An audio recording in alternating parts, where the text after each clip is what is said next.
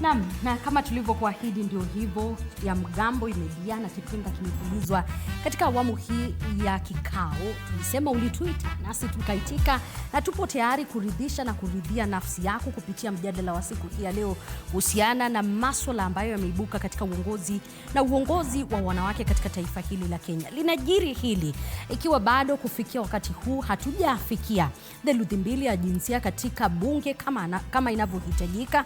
Ni swala ambalo wale ambao ni viongozi Rais William Ruto na Raila Odinga wanasema kwamba litakuwa likiafikiwa katika ripoti ya NADCO, na ni utekelezwaji ambao kufikia sasa lile jopo la masuala ya wanawake wanasema kwamba wana hakika kwamba huenda mambo yakawa tofauti. Lakini wakati ambapo tunazungumzia hili, changamoto zenyewe ambazo wanawake wanapitia ni kama zipi?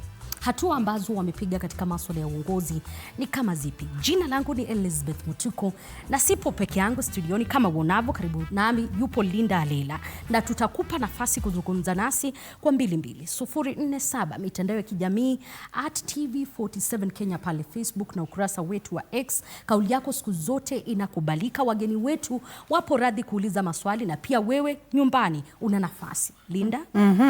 Swali kuu la jioni hii ya leo likiwa ni, sijui utaisema kwa Kiswahili na mimi nitaisema kwa Kimombo, ya kwamba we are asking a very simple question: do you support the leaders that have been accorded to us, or the women that are in spots of leadership have done enough to prove themselves?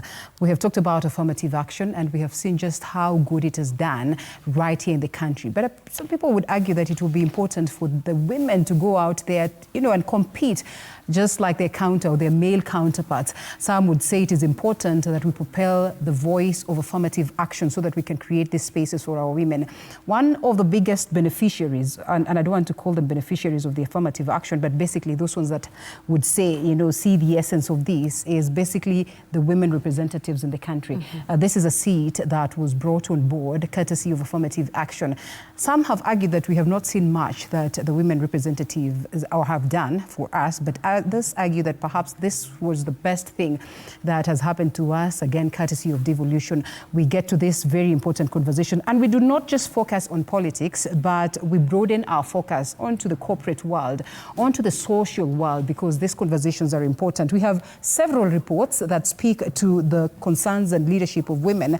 We have UN reports, we have African Development Bank reports, we have Beijing reports, we have so many reports that speak to the various aspects of, challenges that women face as they are propelled to leadership. But equally, the strides that we have made. One of these reports speaks to the question of mentorship.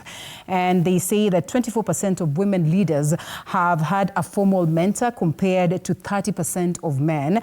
That the mentorship gap widens at higher levels, where they say at the senior level, only 27% of women have had a formal mentor compared to 38% of men. The reason why I bring this conversation of mentorship is simply because we also have very many young girls here.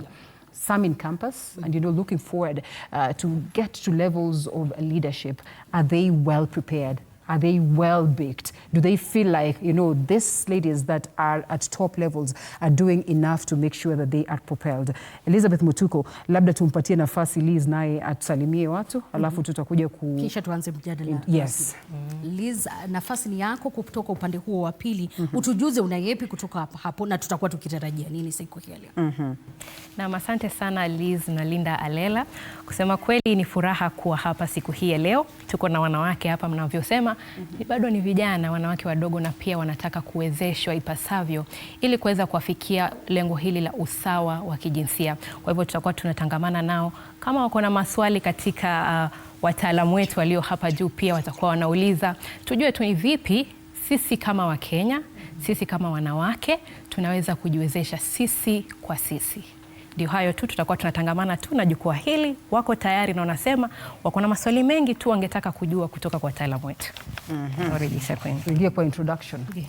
Hapo ninaamini hapo ndio utatuelekeza, na kisha tutauliza maswali yenyewe.